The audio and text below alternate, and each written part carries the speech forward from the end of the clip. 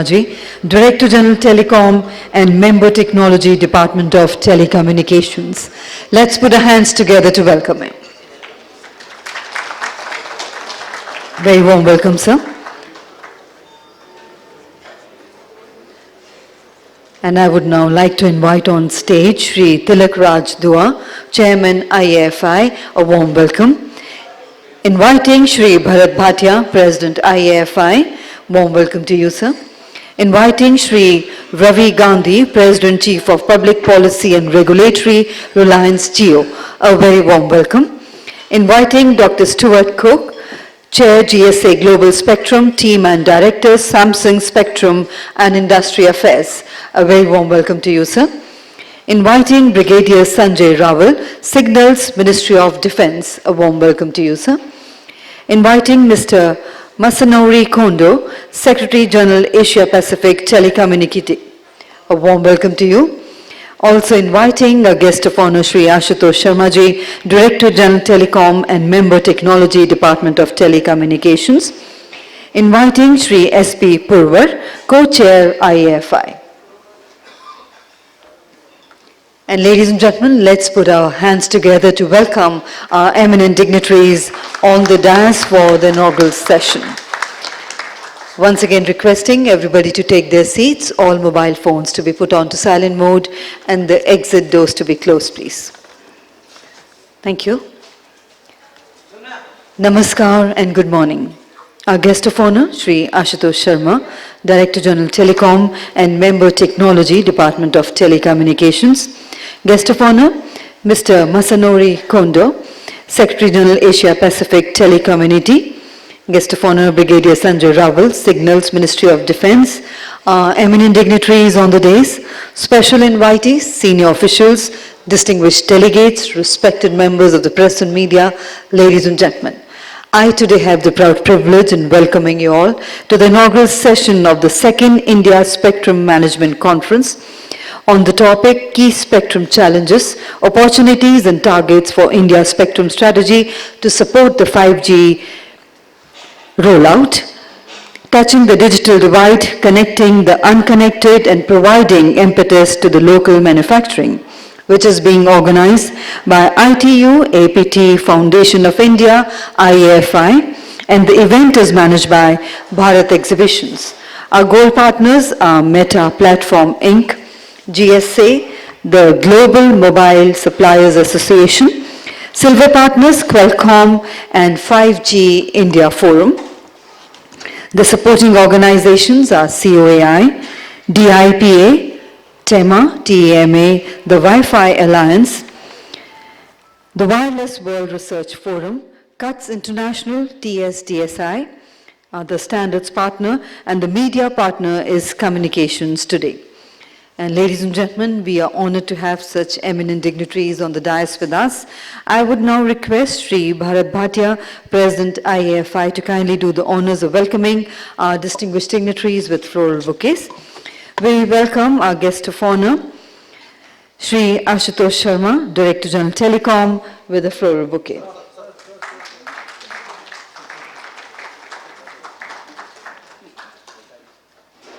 We welcome Mr. Masanori Kondo, Secretary General Asia Pacific Telecommunity, APT, with a floral bouquet.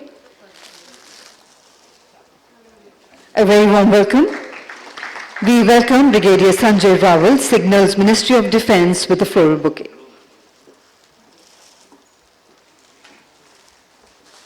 A warm welcome to you, sir. We welcome Dr. Stuart Cook, Chair GSA Global Spectrum, Team and Director Samsung Spectrum and Industry Affairs, with a floral bouquet.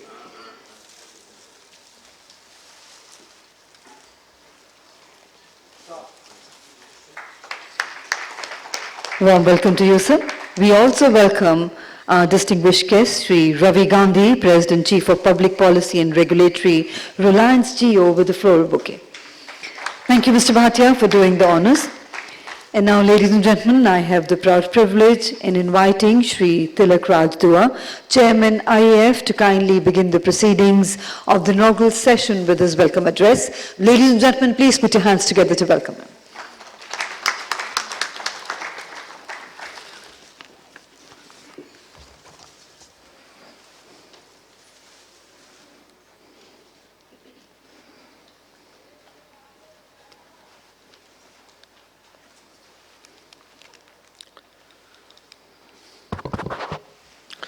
Good morning, ladies and gentlemen, and a very warm welcome to the second India Spectrum Management Conference. I'd like to convey thanks to my colleagues and honorable speakers who are on the dais, and thank you very much for being with us today. Shri Ravi Gandhi, Dr. Stuart Cook, Brigadier Sanjay Rawal, Mr. Masnori Kondo, Secretary General APT, Shri Ashutosh Sharma, DGT, and Mr. Pawar, Mr. Bhatia. And also like to thank the Secretary Telecom and the Chairman DCC. With the last moment, I think couldn't join us because suddenly he's being called by the Finance Minister. So maybe, probably towards the end of the day, he may be able to join with us.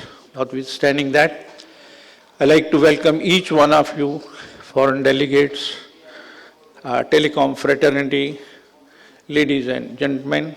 It's good to see everyone after a long time and a long lull of a COVID, which is now, I suppose it is behind us now. ITAPT Foundation is organizing the second Spectrum Management Conference as a 2-day conference at this hotel, Le Méridien. IFI is a non-profit, non-political, non-partisan industry foundation which is registered as a society under the Societies Act 1960 and recognized by ITU and APT as well. The IMCA, as we go forward today, will look at how a new spectrum strategy is going to make a positive impact on the key priorities which we are looking at the 5G rollout, tackling the digital divide.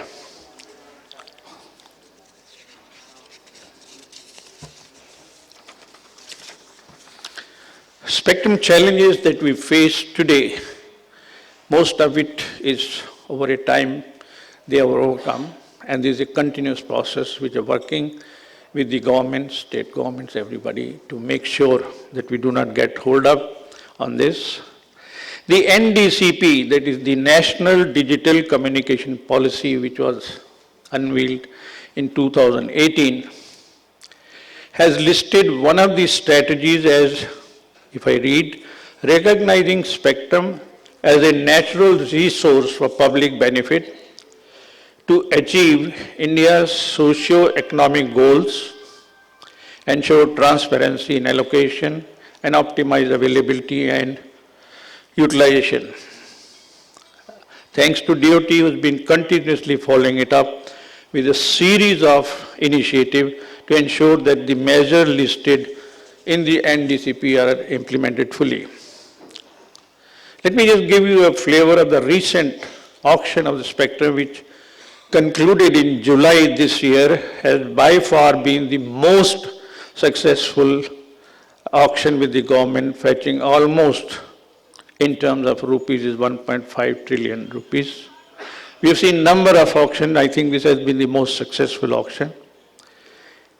National Frequency Allocation Plan 2022, which has been recently released, which gives a roadmap for the spectrum and provides updated provision in line with the ITU Radio Regulation 2020.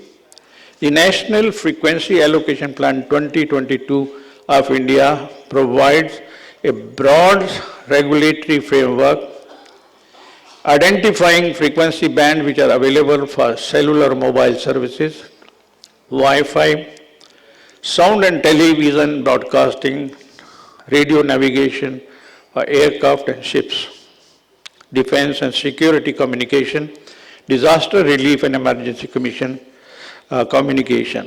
satellite communication and satellite broadcasting and amateur services, to name just a few. The successful spectrum management is a long-term effort, and it has a long-term effect. The primary goal of all spectrum awards is to encourage efficient spectrum usage and the significant investment attraction which is necessary to provide high-quality mobile service. If it is done right, mobile operation can feel safe to make investments to improve coverage and speeds. To facilitate the successful deployment of the IMT systems, to make the policy and to make the spectrum available to the market needs to be clearly stated. In order to guarantee that the spectrum policy is aligned with the country's main objective, it is important that telecommunication must figure on country's main agenda, which is evident today itself.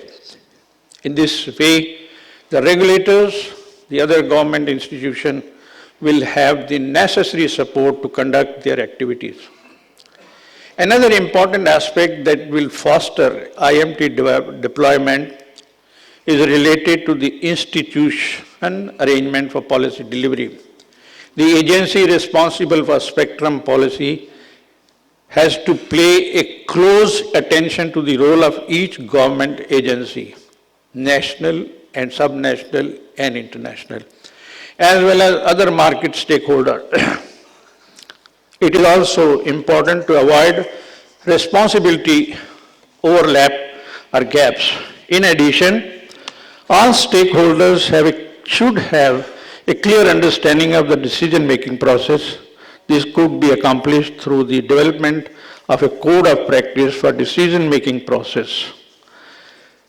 IMT 2020 as a 5G with its enhanced capability has relevance cutting across industry verticals.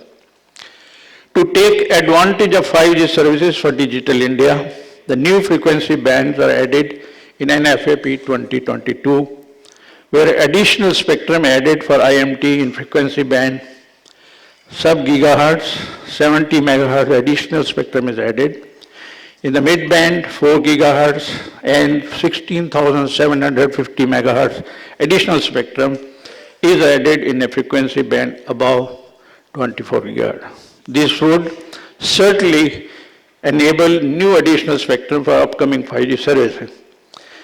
Once again, I think the recently released document on the Telecom Reform 2022, which states the wireless licensing, the importance of spectrum and its management. Now, the main intention is that how do we tackle the digital divide? As connectivity emerges as a key component of economic well-being and cohesion, the faster role of the digital infrastructure becomes imperative. However, there are times when the industry does feel serious challenges, which acts as sometimes a bottleneck toward rollout of the digital infrastructure.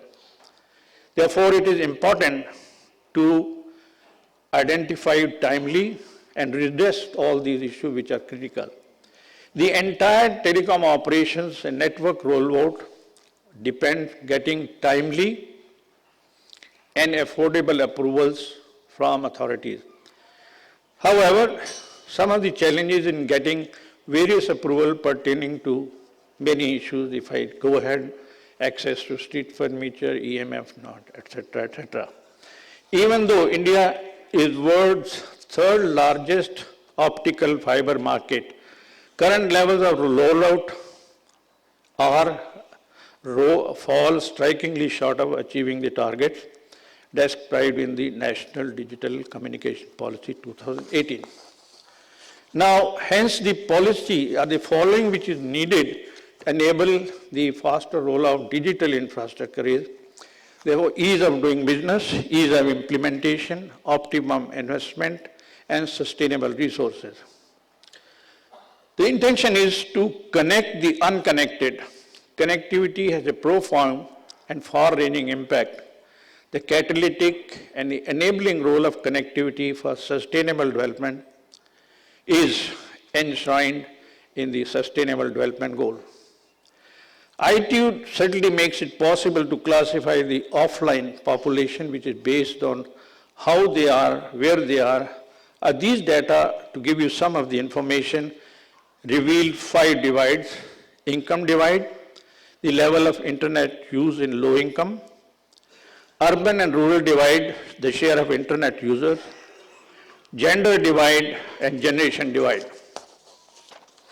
Understanding why people and households do not use the internet is critical for designing effective targeted interventions. The Digital India program, which has been launched by the Honorable Prime Minister, aims to transform the country into a digitally empowered economy and knowledge society.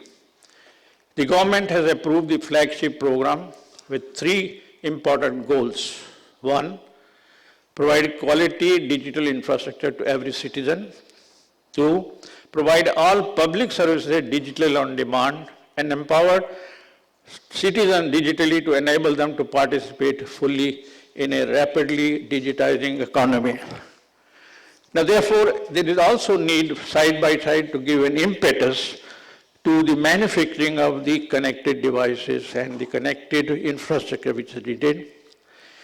The main objective of the productivity-linked incentive which was launched by the government is to boost domestic production, cut import dependency, create jobs.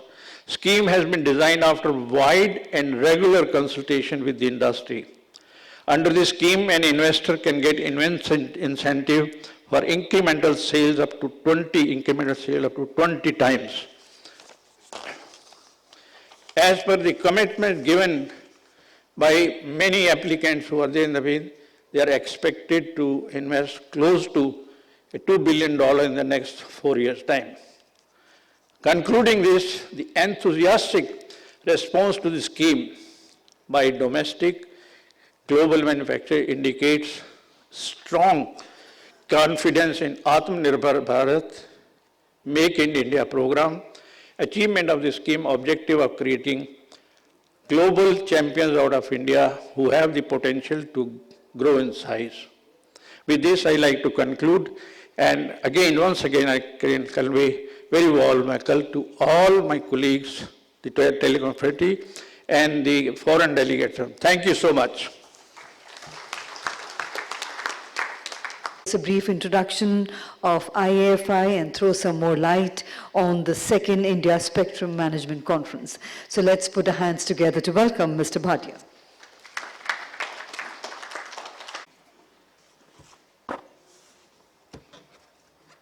Thank you very much, and good morning to you and all. Respected Shri Ashutosh Sharma ji, Director General Telecom, also looking after charge of Member Technology Department of Telecom at this moment. Mr. Masanori Kondo, Secretary General, Asia Pacific Telecommunity. Brigadier Sanjay Rawal, Brigadier Signals from Ministry of Defense. Dr. Stuart Cook from GSA Global Spectrum Team and also Director of Samsung Spectrum and Industry Affairs. Shri Ravi Gandhi, President, Chief of Public Policy and Regulatory, Reliance Jio, and my colleagues Shri Duaji and Shri Purwarji. Before I start, I have just one simple duty to perform to inform you the sad demise of our close friend and telecom partner Shri Rajesh Kumar Arnold ji, and may I request everybody to kindly stand for 1 minute in silence for Shri Arnold.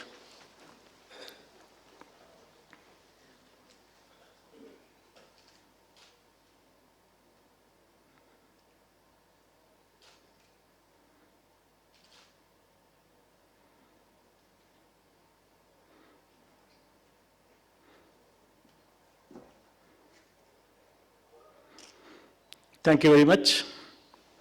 Actually, Dr. Arnold was member of Telecom Regulatory Authority, Secretary of Telecom Regulatory Authority, and before that, I think it's to just quickly introduce ITU-APT Foundation of India, and thanks to Duaji for starting some introduction. So if I could move the slide to the next slide, please. Yeah, thank you very much. As Duaji mentioned, ours is a registered, non-profit, non-political registered society. It's based in India. We are a non-partisan foundation, and we do not identify ourselves with any industry sector or group. We support all telecom and IT sectors such as 4G, 5G, GSO, non-GSO satellites, Wi-Fi, broadcasting, aviation, defense, whatever, all of us. We are recognized by the ITU as an international regional organization, and we have been granted the sector membership of all the three sectors, ITU-T, ITU-D, and ITU-R. And we are working for the last 20 years with the prime objective of bringing more participation into the ITU and APT activities, trying to promote more and more contributions to all of these bodies. Next. Just for the last 2 years, very quickly, we became an affiliate member of APT. Thank you, Kando-san. And in this short period, we have organized about 16, almost every month we have organized one event on all on very related topics. We have 142 members as of date, both corporates and individuals. We have sent a IAFI delegation to over 30 ITU meetings and some APT meetings. I think just last 1.5 years, we have submitted about 42 contributions from IAFI to ITU-R on various topics, including 4G, 5G, vision for 6G, including multimedia, including cellular V2X, and everything. We submitted 33 contributions to the APT in this short period, both to APT Wireless Group and to other groups. We have submitted 6 contributions to various DOT preparatory process for WRC-23. We are well covered by media in over 30 media stories in this period. We have redesigned and expanded our website. And of course, we have submitted 20 responses to the TRI and DOT during this period. Next. So we are mainly active in ITU-R, in Working Party 5D, Working Party 5A, BC, and Working Party 4A, BC. These parties deal with basically mobile services, cellular services, and satellite services. In the ITU-T, we are very active. We actively participated in WTSA, as well as in the disaster management activities in ITU-T, and now we have many more members who are adding into IoT, into next generation networks, etc. in ITU-T. In ITU-D also, we have increased our activities. We attended the WTDC, which was the conference, and currently I am leading the India's work in the area of study group 1 of ITU-D, and hopefully we will have more and more contribution into the ITU-D as well. In the APT, we are very actively involved in the AWG, as well as the APG committee for WRC. STEP, which is standardization forum in the APT, and Kondo-san will talk a little bit more about that. Policy forum, 1 minute.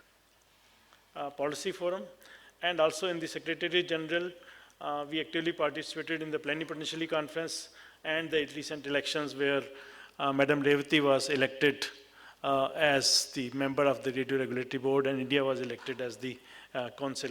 Next. This is some of the media stories about what we have been doing. We have a lot of work in the area of 6G, a lot of work in the area of cellular, on the spectrum prices and everything. Next.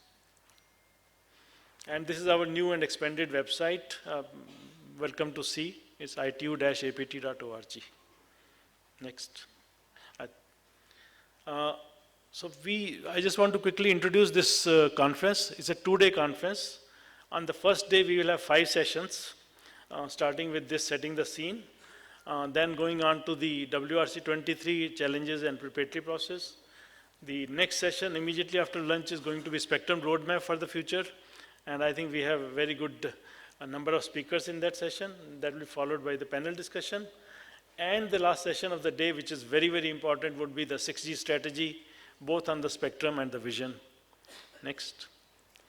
Then we have a full day tomorrow, 4 sessions, again starting with the same, setting the scene. We will have the second session on the private networks, which is innovation in enterprise and industries, how captive and non-captive 4G, 5G networks are taking off, followed by 6 gigahertz, how do we maximize the socio-economic benefits of the 6 gigahertz band, and then the last would be again on how India could be part of the 6G R&D roadmap, how we can translate India's 6G vision into a doable R&D roadmap. So that, ladies and gentlemen, is the 2-day conference in summary, and hope you enjoy today and tomorrow. Thank you very much. IFI and ISMC 22. And ladies and gentlemen, moving on, now we have the next presentation is on spectrum strategy to accelerate 5G rollout. For that, I would like to invite our eminent guest, Shri Ravi Gandhi, President Chief of Public Policy and Regulatory, Reliance Jio. Mr. Ravi Gandhi, with a demonstrated career history in the telecommunications industry, is skilled in business management, strategic planning, cross-functional team leadership, and management. So, ladies and gentlemen, please put your hands together to welcome Mr. Ravi Gandhi for his presentation on spectrum strategy to accelerate the 5G rollout. To address this August gathering, which consists of all spectrum experts, I find myself I think the least knowledgeable person on spectrum here. When we talk about spectrum, and the topic which probably has been given to me is spectrum strategy to accelerate 5G rollout. So this topic need to be slightly changed from accelerate the 5G rollout. Instead of that, it should be accelerate effective 5G adoption. Because rollout anyway would happen, the operators will do it. They will put the towers, they will put BTSs, fiber, connect, and all those things. How do we have effective 5G adoption by everyone? So, since the time the telecom network started evolving, there used to be a race to catch customers with wires. And we were doing coverage with the help of wires and trying to reach to every customer. Then came the era of 2G, where we started talking about coverage. So 1C was there. And from 1C, we actually moved to 2C of the spectrum. So the second element which came was the capacity. So how do we meet the capacity in addition to the coverage, so that the effective services are provided to the consumers? And with 4G, Jio has demonstrated that, how the capacity is created. Today, Jio carries 10% of the world's mobile traffic. In one single network, we are catering almost 45 crore customers with on the average around 20 GB per customer per month kind of a traffic.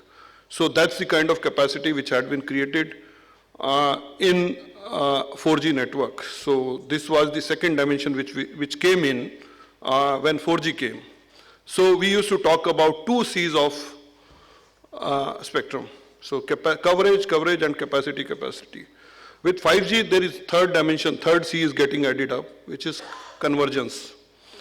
So it is not about now mobile services. It is not about creating a terrestrial network. It is not about having an access network. So the access and backhaul have merged. Even the standards, the 3GPP standards and other standards have merged that. We have now integrated access and backhaul. So there is absolutely no difference between access or backhaul. We don't know what to call access, what to call backhaul. So that's one level of convergence which has happened. The second level of convergence which has happened is convergence between communication and broadcasting. So what is communication and what is broadcasting? Probably after a few years, we will not have even the difference between the two. All broadcasting would be carried over the communication channels. So today also with OTT platforms, majority of the broadcasting content is viewed on telecommunication network. So there is no difference between now a broadcasting network and a telecommunication network. So both are same, both have converged. The third convergence which is happening is between mobile and fixed line. So with FWP or FWT, with fixed wireless terminal put outside your window and then whole of your house connected on Wi-Fi internally, so whether it's a mobile network or whether it's a fixed line network, that convergence has happened and will happen. With 5G, especially we using millimeter wave, all the networks would be the hybrid network, which would be fully converged fixed mobile network. And the fourth convergence, which is going to happen, we'll see with the old BTS, now we call E node B and G node B, flying in the sky in the form of satellite or NTN networks.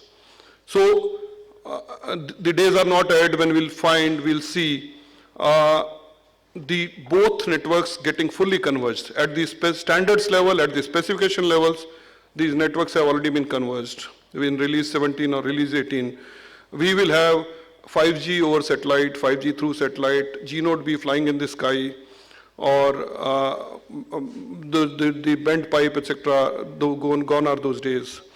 So we'll have 5G in the sky, 5G through satellite, through NTN networks, 5G through terrestrial network. Consumer would move from one place to the other place without realizing whether he is being served from a terrestrial network or being served from a satellite network or is being served from a wireline fixed network when he enters into the house with the same number, with the same call, with the same session. He'll experience all three networks. So that's the level of convergence which is happening. So what does this require? How will this convergence happen? So at technology level, this convergence has already happened. And it's in few years, all of us are, I think, more educated and more knowledgeable than me, know that at the technology level, it's happened, it's done. At the regulation level, this has to happen. How the spectrum is allocated, how the spectrum is assigned, how the spectrum is used. I think that's probably in next 2 days. I hope that most of us would be debating around it, that do we still need to continue with the artificial barriers? Those barriers were actually genuine barriers, but now that boundary has blurred. Do we still need to continue with the barrier called an access spectrum and a backhaul spectrum? Do we still need to continue with the barrier called a satellite spectrum and a terrestrial spectrum? Or should the spectrum be used in a flexible manner? So you allocate to a company who wants to build the network. Let them build the network the way they want. Let them self-coordinate. So that's the kind of, I think, need which arises now.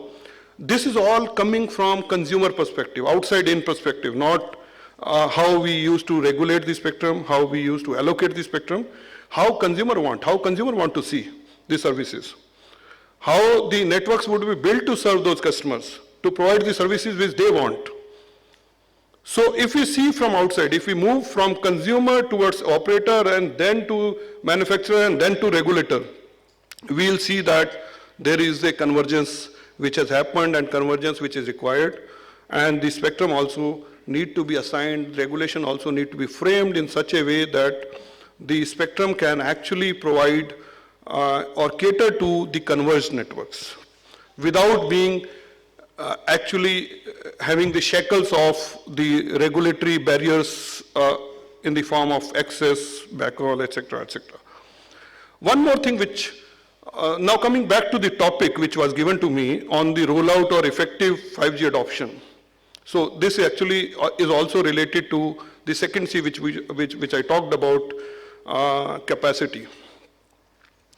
So now operators have been allocated approximately 300 megahertz of 350, 360 megahertz of spectrum in C-band, which is the anchor band for 5G, and some spectrum in millimeter wave, which would be the capacity band. But how much it's required? India has a population density of around 490 people per square kilometer, approximately 500 people per square kilometer, as compared to majority of the country, like US would have 50 people per square kilometer, Russia would have only 5-10 people per square kilometer. So there is huge difference in the capacity requirement. You can't have a cell size with infinite cell radius to have the coverage with one cell. You can't have infinite number of cells installed at any place to create infinite capacity, because then cells starts interfering with each other.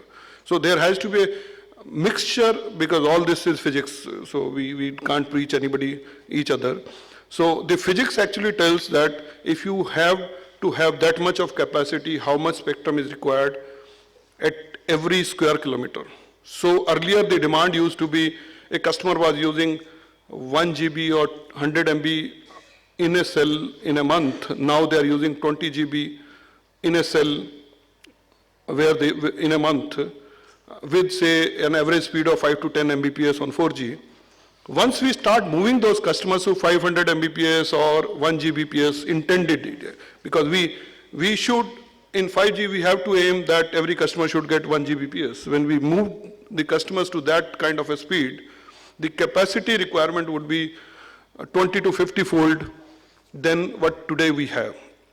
So can we actually meet the capacity with 100 megahertz of spectrum in C-band? The answer would be no. That operators would, the moment you roll out, you will start seeing when the handsets moves to 5G, when every customer starts using it, use cases starts kicking in, we'll start seeing the networks getting congested. And then the more and more spectrum would be required. So where the next anchor spectrum will come from, I think from the first and the most obvious band which becomes is 3.7 to 4.2, which is being used for teleport services by satellite operators. The other is from 5.9 to 7.1, which typically we call 6 gigahertz. Those are the two bands which have to be, I think, probably immediately vacated for IMT or for 5G. And if those are not done, probably we'll see 5G running like 4G. Because consumers will, who would be the loser? Loser would be consumers, because they will have 5G handset without the sufficient capacity which they require. And all that cannot be met with the higher capacity bands, because there the mobility, full mobility will not be there, capacity may not be there. Of course, for capacity purpose, a lot has to be offloaded to millimeter band, where all the bands which have been harmonized for the IMT, be it 26 gigahertz band, or it is the bands which are going to be like 28 gigahertz band, 37 to 42, and then 40, 47, 52 band, etc. All these need to be, I think, aligned. I don't want to take away the agenda in the next session, which is on the roadmap, but that actually the roadmap has to cover that to meet the capacity which would be required for India. India is a special case. It's unlike many other countries, because our capacity requirement is 10 times more than the most advanced country in the world. So keeping that in mind, our spectrum requirement would also be 10 times more than the most advanced country in the world. So keeping that in mind, I think we need to have a different approach and get more and more spectrum vacated and align it for IMT, so that operators, the telecom operators, whether these are access operators or ISPs or any other operator, they can plan their network, they can plan their business accordingly. Thank you. That's the point I wanted to cover. Much indeed, sir, for that knowledgeable address we had from you. And now moving on, ladies and gentlemen, we have our eminent speaker with us, Dr. Stuart Cook, who is Chair, GSA Global Spectrum Team and Director, Samsung Spectrum and Industry Affairs. And previously, he has held a variety of roles, including the UK government, Nokia 4G planner and startup Flareon Technologies, Qualcomm, and the wireless energy harvesting startup Drayson Technologies. And today he's going to address on the global preparatory activities for WRC 23. So let's once again put our hands together to welcome Dr. Cook for his address. From this morning. You know, I was here 3 years ago, and at the time, as GSA, we were advocating that spectrum be made available to enable 5G to be deployed from the low, the mid, and the high bands. to realize that full 5G vision, that ITU, IMT vision. And it's just remarkable, amazing that we have now that licensing in India. I used to be part of the UK government auction team, and I can tell you that auctioning, licensing spectrum from low, mid and high bands at the same time is quite a feat of regulatory engineering. So on behalf of the GSA, thank you and congratulations to all that were involved in that. Next slide, please. Next slide.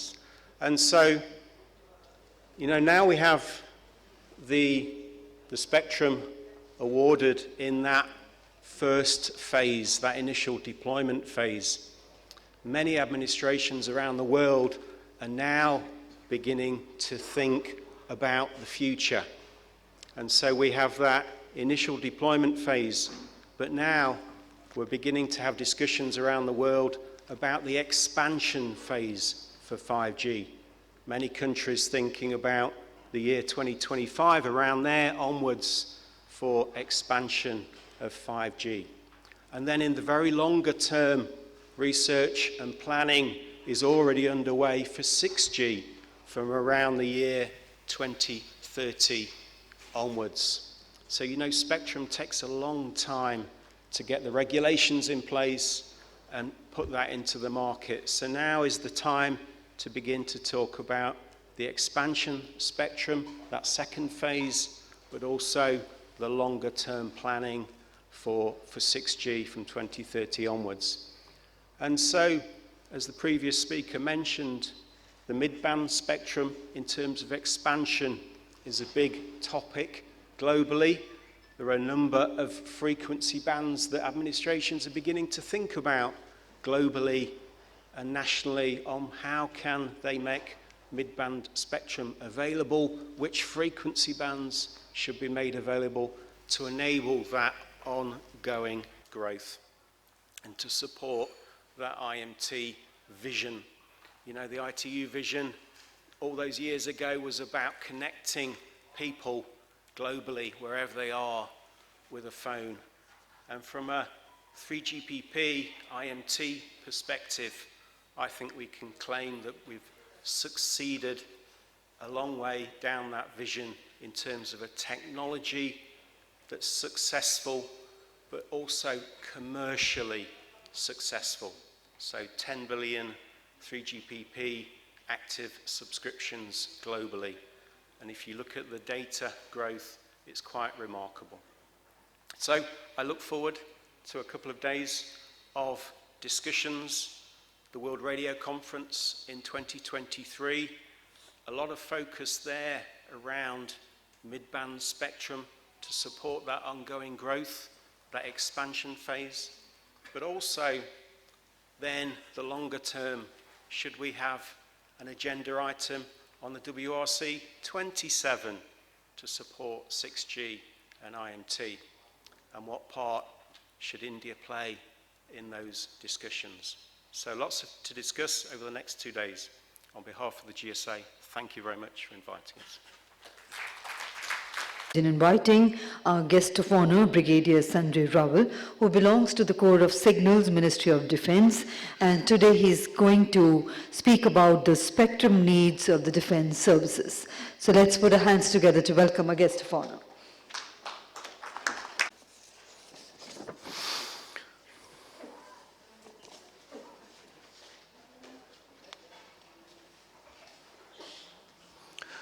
Good morning to everyone.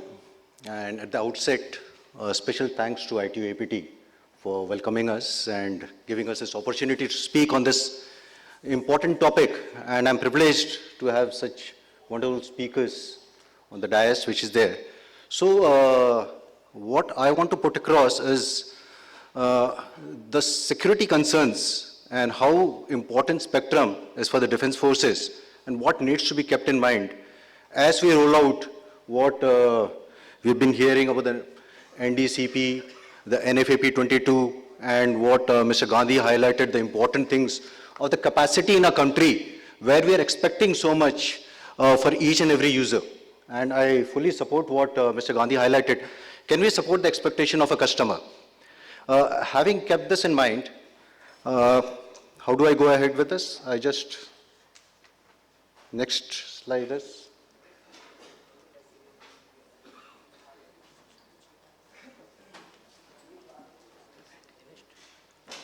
ये आगे के लिए? Okay.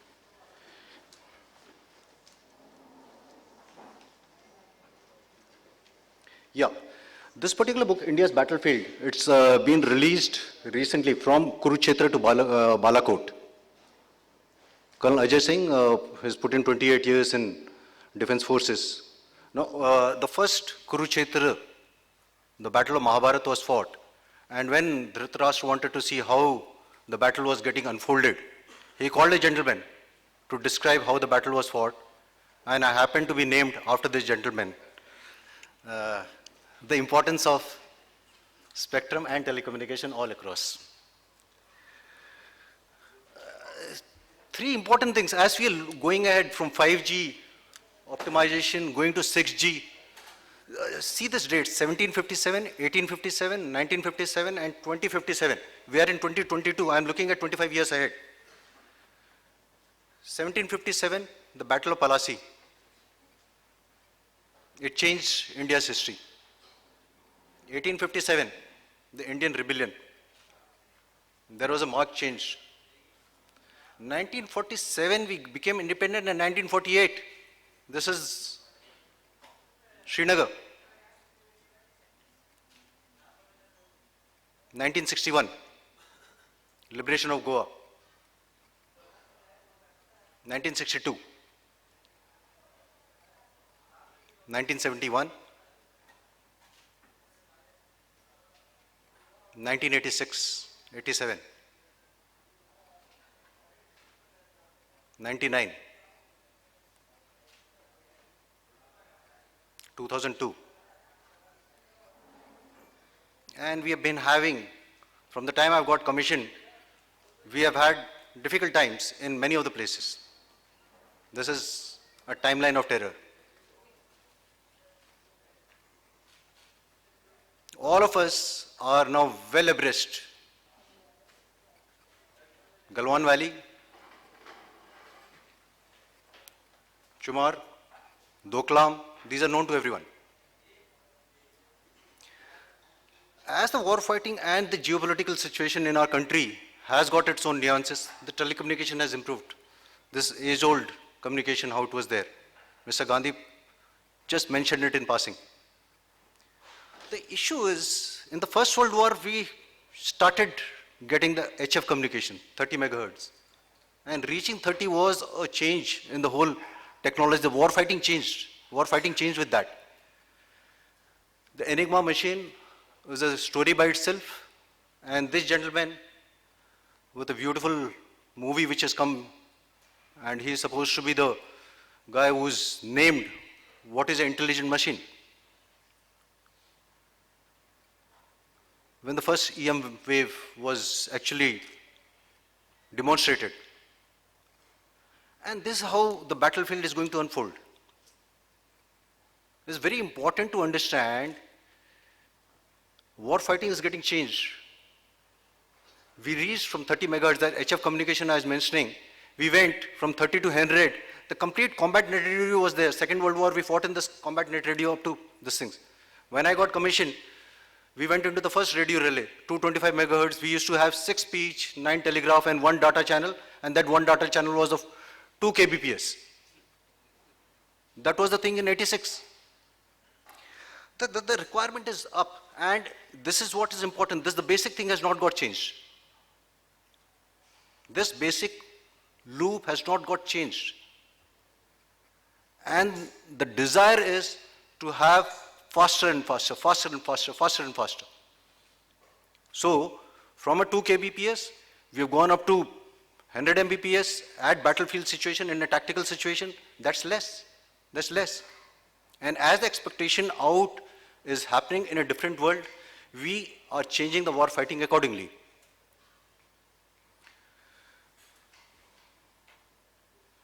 We have changed. So you don't find this, we find this. each and every part of this particular soldier has got a lot of technology behind it. And every part I go entails a lot of spectrum coming into this picture. So how do we fit in to enable this war fighting? And why I'm saying this, security and war fighting are important things for the progress of the country. It cannot be wished away. It cannot be wished away.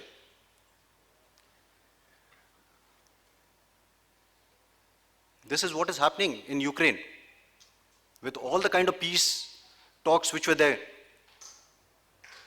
Zero Dark 30, a capture of the terrorist, and we are in this particular place, the topic of discussion for today. And each and every issue of this particular slide are important issues. So, where do we fit in as defense forces? I cover 4 things. What are the emerging military applications of electromagnetic spectrum for the future warfare? That's the first thing. Second, I was saying, how is electromagnetic spectrum changing the complete war fighting? It's a new domain of war fighting. Third important issue is, how do we balance the military requirements and the future economic needs of the country? We cannot wish it away. It is an important thing. How do we balance both the things? And the last I would just cover was the industry and the military collaboration which is there. So in the emerging military situations of the electromagnetic spectrum in the future warfare, EMS is the enabling factor. We have the command and control, we have the surveillance systems, we have the reconnaissance systems, we have the navigation systems, we have the guidance systems. Everywhere is the EMS which is coordinating the whole things. So in a fast-paced this battlefield, we need to strengthen the spectrum warfare capabilities by having an exhaustive strategy. It cannot be wished away that, okay, defense concerns are not taken care of. So what? So the 5G has got this immense potential for multiple military applications, and we need to be part of this national strategy where, as 5G is rolling out and as it was told, accelerating, and how do we optimize this critical emerging technology, it should enable the modernization of the armed forces. First point. Next, the electromagnetic spectrum, how has it become a new domain of warfare? Now, there is something called electromagnetic spectrum superiority. This is a new target for a global competition. As a country to grow, we cannot wish it away. We require this capability, and the nation's security is exposed due to the undue and significant risks. So how is electromagnetic spectrum important? It's an invisible, essential, physical foundation of every battlefield and unifies all warfighting domains, be the land, sea, air, space, or the cyberspace. And it is pertinent that for achieving the information dominance and denying adversary use of electromagnetic spectrum, it is necessary to seize the strategic initiative. That's very important. So the stakeholders, be it the telecom service providers, be it the regulators, be it the policy makers, be it the manufacturers, be it us, the users in the defense forces, and as part of the nation, all across, we need to see how spectrum is going to be part of this national security in the national defense strategy. It's important. Third important issue, which I would like to cover, and it's a very important issue, is this balancing the future economic and security needs of India. We don't deny the requirement of spectrum, and as was covered initially, for the economic growth of the country, spectrum is an essential engine. There's no debate on this. But we need to understand, it provides armed forces ability to dominate battlefield in the event of a conflict. And why I covered those initial 8 to 9 slides, we are living in a situation we cannot wish it away. We cannot wish it away. So ongoing technological developments have paved way for a variety of spectrum applications. And as the applications are growing, it has led to this greater demand for more and more spectrum.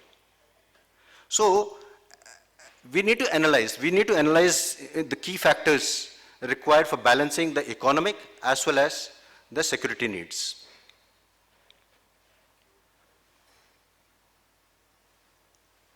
having seen the necessity of balancing the future economic and security needs, the importance of the industry and military collaboration, it is an established fact, and as a country we are doing good, and the importance of partnerships with industry, academia, for developing the cutting edge technologies and fulfill service modernization is being given due importance right at the Ministry of Defense level and at all service headquarters through various indigenous developments. And we need to understand the nuances for developing it for the defense forces. So for this, necessary structures, organizations, roadmaps, fulfill strategy to structure the deliverables and our capacity building in doing so. At the end, a few recommendations, and I'm thankful once again to ITU API for giving us this opportunity. We just would like to highlight defense forces have to be part of the policy making. Where the policy is making, as we are working on the extension of 5G, we are seeing issues as the networks roll out in J&K, we have our network working, so how do we balance out? As we go into 6G, how the defense concerns are taken care of. This is point one. Second is we spread all across our northern borders and western borders. It's important for us to develop the communication infrastructure all along this. And in June, I had been there. It's a matter of pride for me, places where it was an achievement for me when I was commanding the unit in 2004 of extending 1 2 MB, 1 E1. Now I'm having towers providing backward connectivity back to the complete national grid. It's a feeling of pride. Third important thing which we can work together is our military stations like what we have in Mao. These are places, center of excellences for the military technology. These military stations can be utilized for rollout of the grid. These can be utilized there. And last important point, which I would like to put across for consideration for everyone is, yes, requirements of spectrum are required by everyone. Please ensure the weapon system, the weapon devices which are working, they are also catered for as part of the whole thing. Thank you, everyone. Thank you.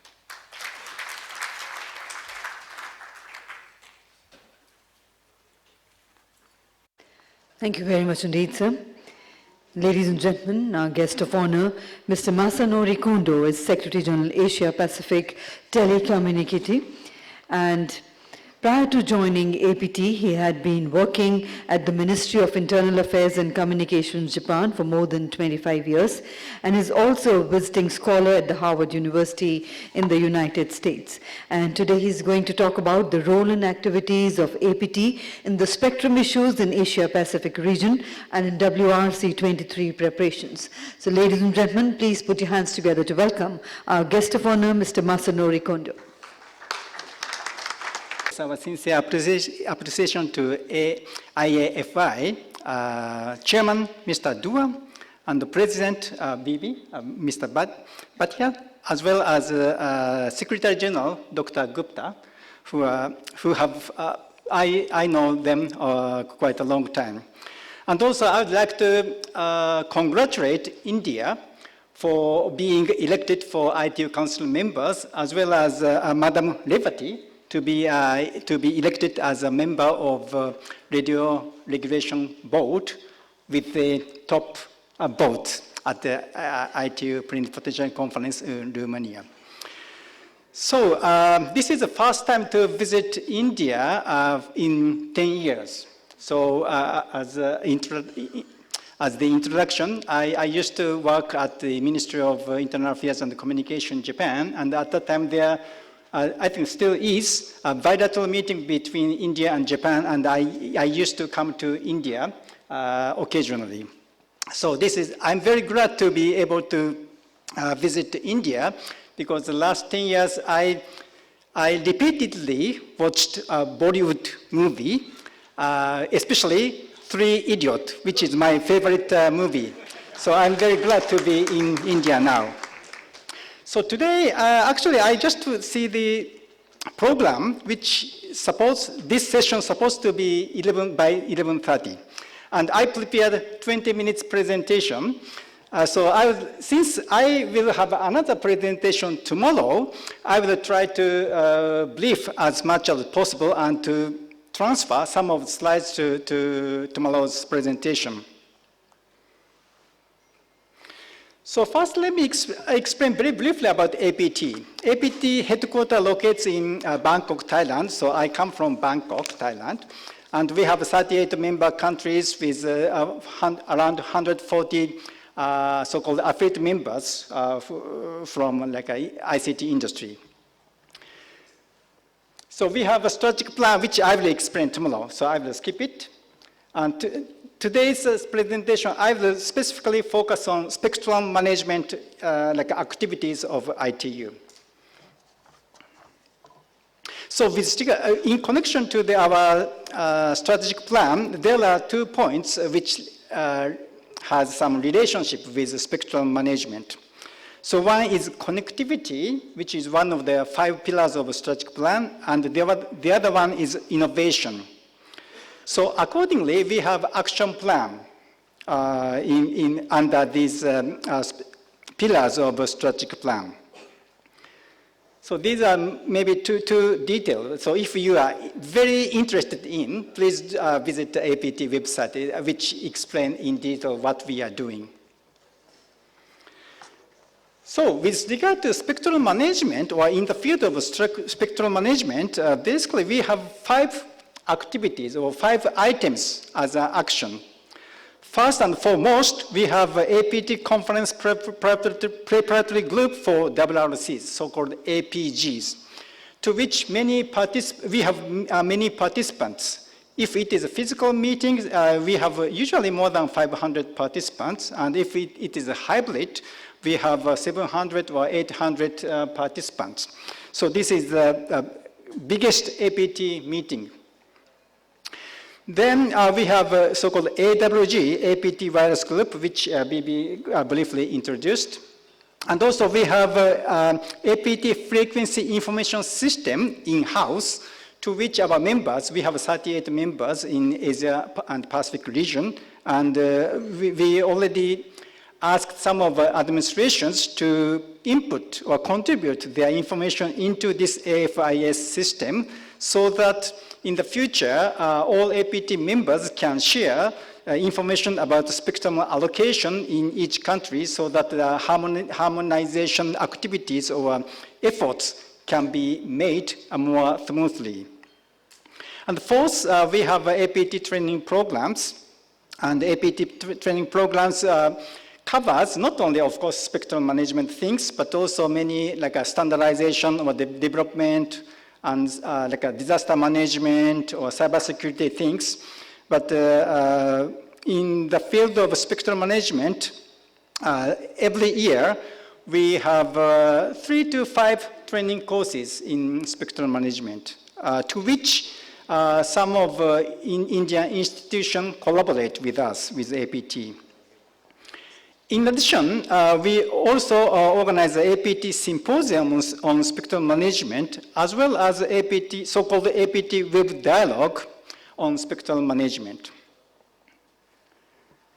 So I will try to briefly introduce each from these 5 points, but as I said, I will try to skip it as much as possible. Then, with regard to APG, we have a very prominent chairman who will introduce the activities of APG, I think, in this afternoon. So I will skip it, and Dr. V is our chair and chairman, and I think he will kindly introduce what APG is doing.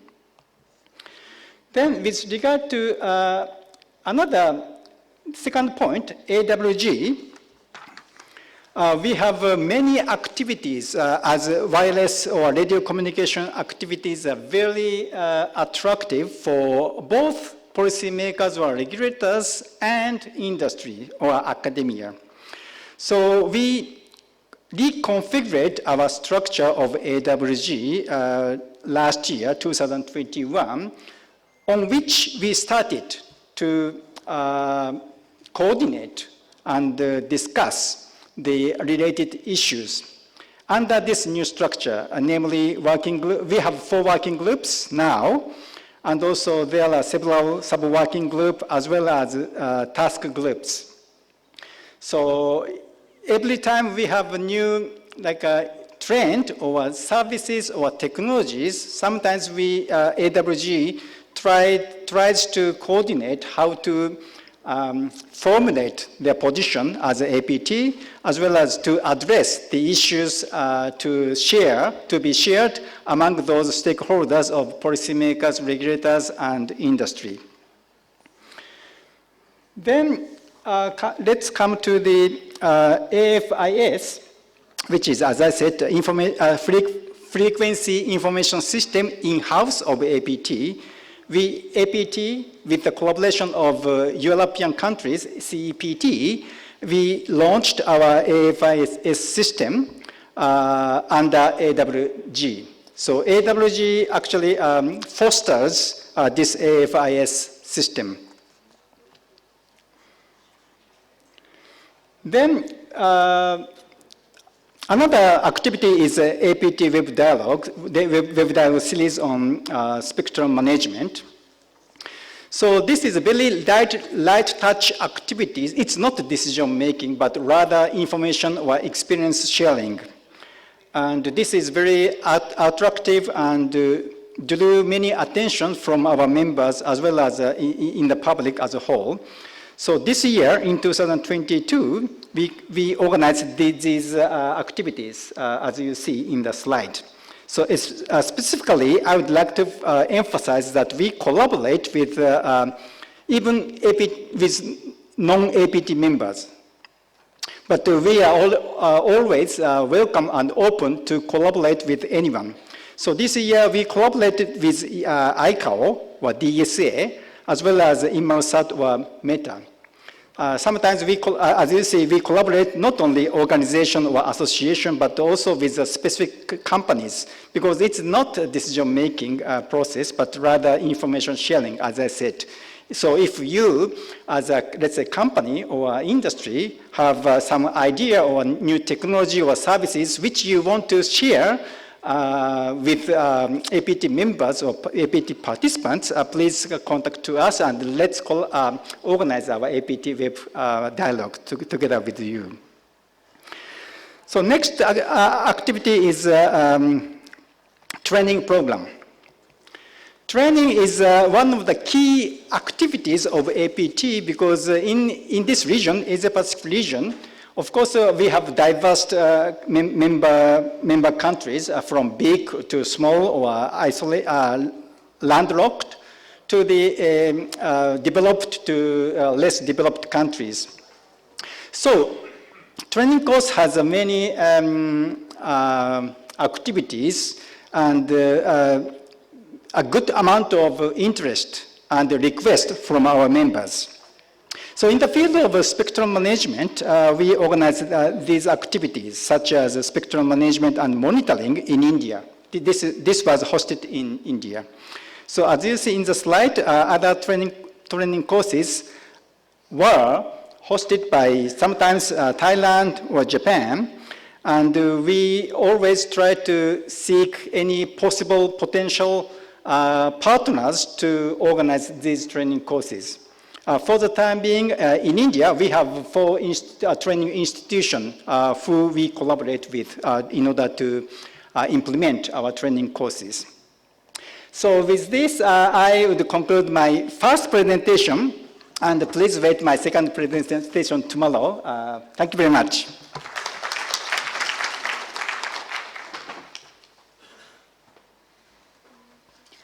Thank you very much indeed, sir, for that insightful presentation we had from you.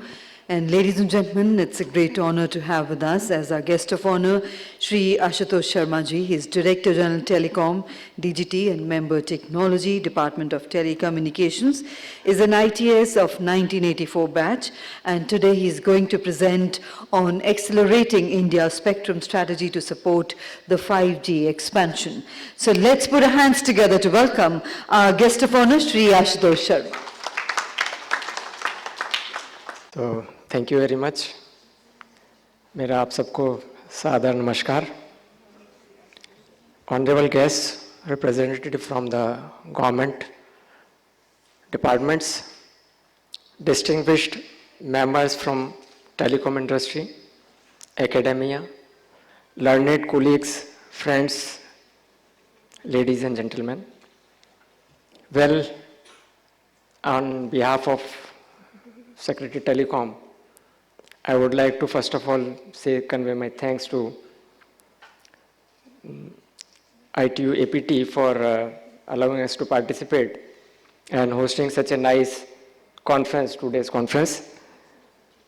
I am very excited and pleased to be here in this conference.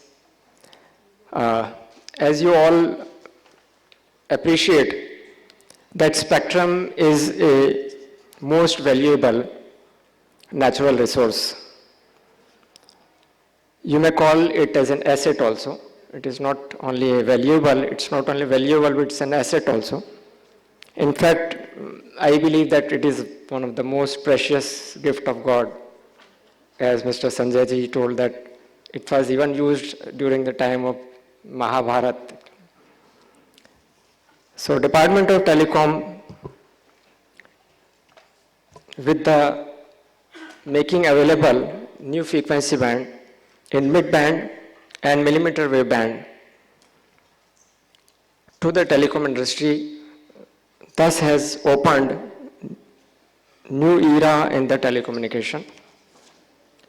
With the successful launch of 5G services in India by our Honorable Prime Minister, government is putting all out efforts to enable the adoption of 5G use cases across various sectors, be it industry, agriculture, education, medicine, socio-economic growth. In fact, it is a gateway to digitization in industry and digital economy. It is estimated that the Indian economy can have an economic benefit of $1 trillion by 2035. The spectrum is hero behind all this. While Indian administration is committed to the following: spectrum availability and allocation among various radio services with reasonable certainty to bridge adoption lag and maximizing socio-economic benefits, providing high-speed bandwidth, broadband band through various access technologies to address digital divide, deploy spectrum-efficient technologies by all stakeholders, including government, TSPs, entrepreneurs, and whatnot. Encourage spectrum sharing and optimal coexistence among various radio services, providing outline for national studies related to radio frequency spectrum, position India as hub of wireless technology, R&D and manufacturing, attract investment in exploiting spectrum. Be flexible and dynamic to incorporate new kinds of radio services in the existing band and see allocation of bands to prioritize relevant radio services. Also, as highlighted by Mr. Rawat, address the security concerns, national security concerns, as well as data security concerns of the society from the outside country. So we are also committed to address those issues.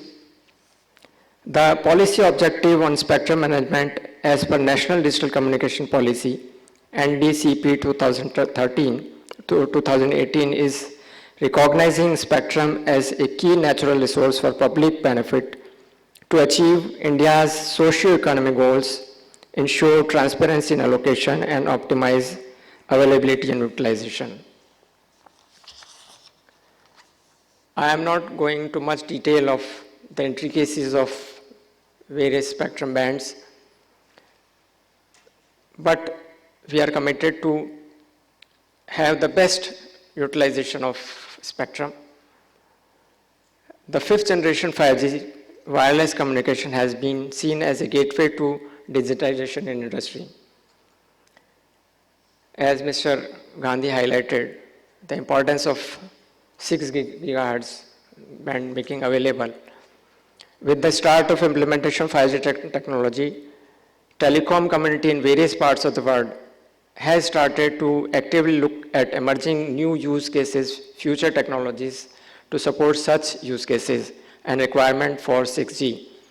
A technology innovation group on 6G has been constituted to bring our vision, mission, goal, and roadmap for India in 6G space. DOT is taking a constructive and collaborative approach involving industry, TSP, academia, research institutes, defense, etc., security agencies to identify the areas of work and build synergy to innovate, create IPRs, standardization, contribute to the global standards, create specifications, technical regulations, run pilot projects, manufacture, test, and supply at a global scale to enable new technologies beyond 5G through inviting new radio technologies and development of new regulations.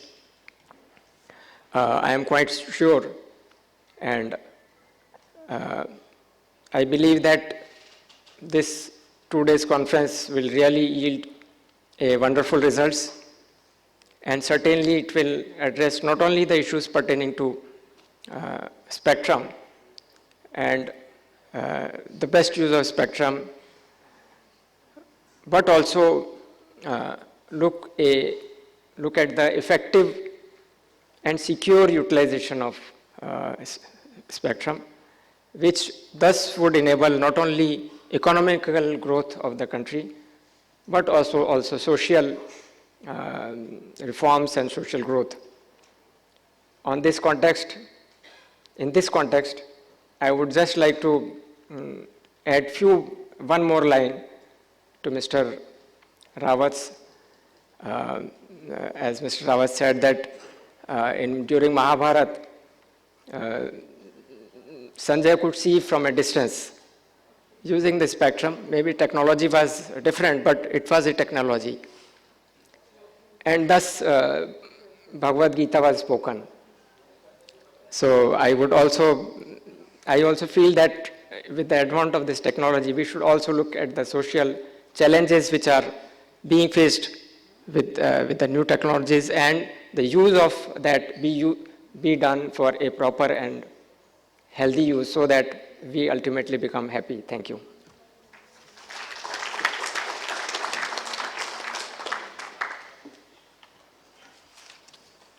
Thank you very much indeed, sir.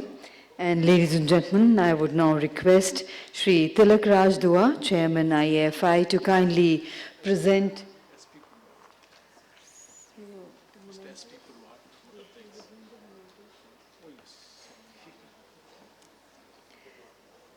I would request Shri Tilak Raj Dua, Chairman IAFI, to kindly do the honors of presenting a token of gratitude, a small memento to all our dignitaries. We begin with our guest of honor, Shri Ashutosh Sharma. Thank you very much indeed, sir, for sparing your valuable time and gracing this occasion.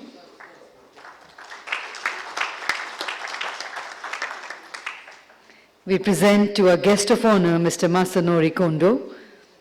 Thank you, sir, for being here with us today. We present to our guest of honor, Brigadier Sanjay Raval. Thank you very much indeed, Brigadier, for being here with us. We present to our eminent dignitary, Dr. Stuart Cook. Thank you once again, sir, for sparing your time and gracing this occasion. And we also honor Shri Ravi Gandhi.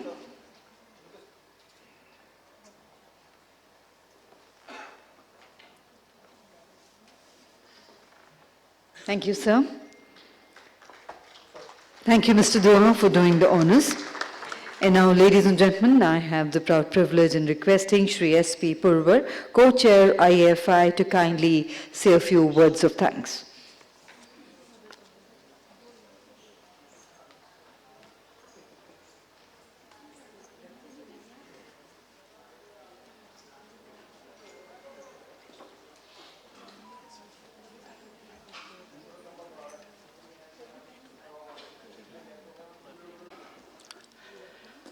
Mr. Ashutosh Sharma, Member Technology, DOT, Telecom Commission, Chief Guest, His Excellency Kondo-san, Secretary General APT,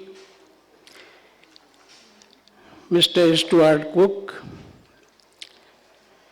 Brigadier Sanjay Raval, Mr. Ravi Gandhi,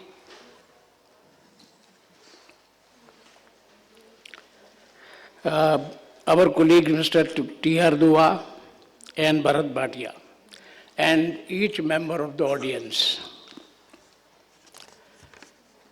First, I am grateful to the Foundation for giving me this opportunity to be here on this special occasion, the second India Spectrum Management Conference.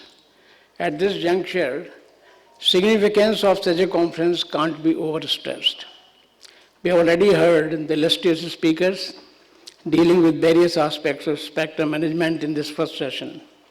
We have 8 more sessions to go, and I think audience will be benefited by various presentations of the illustrious speakers. Let me now, on behalf of IAFI and on my own, express our grateful thanks to Mr. Kondo-san, Secretary General APT, for his significant presentation on what APT has been doing for development of communication in Asia Pacific region, and also dealing with the spectrum issues to support the growth and management of 5G. Chief guest, Mr. Ashutosh Sharma, we are deeply grateful to you, who has delivered a thoughtful address on India's spectrum strategy to support 5G expansion. It is an insider's view of government plans for growth of 5G in India. My special gratitude to Mr. Stuart Cook, a leading light of spectrum world and chairman GSA Global Spectrum Team, for his thoughts on 5G expansion and rollout and global preparatory activities for WRC 23. We are also thankful to Mr. Ravi Gandhi and compliment him for sharing with us Jio's pioneering thoughts on spectrum strategy to push up 5G rollout, and he also emphasized the regulatory system way behind the technology. Next, I am thankful to Mr. Brigadier Sanjay Raval for emphasizing the importance of need of efficient communication resources for defense, battlefields, and gave certain recommendations which I feel would be dealt with by the DOT.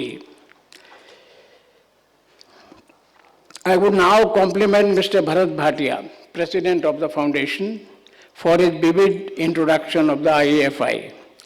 In fact, the institution has grown from strength to strength under his stewardship. The institution, which was gasping for breath 6 years before, has become a very robust organization as of today. It has got a fresh lease of life upon Bharat taking its reins, and it was nurtured by him with ceaseless efforts, and now it's a force to reckon with, and Foundation's heartfelt gratitude to him for all what he is doing. In fact, today's conference is just a result of his mission and vision.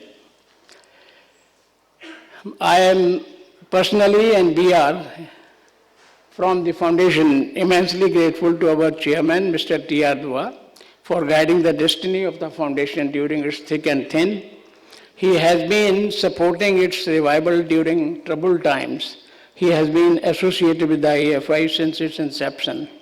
I also compliment him for his welcome of guests and the audience, stressing the connecting the unconnected. The Foundation management and I are highly thankful to the sponsors, particularly Meta, GSA, Qualcomm, and 5G India Forum, all the supporting organizations in standard and media partners, without whose contribution and cooperation the conference would have remained only in thoughts. It is a vibrant reality as we are seeing today owing to their support. Last but most important, our deepest gratitude is due to the audience, each member of the audience who have dared to challenge the morning chill to be here and encourage the speakers to come out with their best foot forward. Without your participation, the conference couldn't be a success. Thanksgiving will not be complete without expressing our gratitude to the staff and management of the IEFI for toiling hard for months to prepare and provide the shape of the conference as we see it today. I am further grateful to each and every person who has contributed for organizing this event.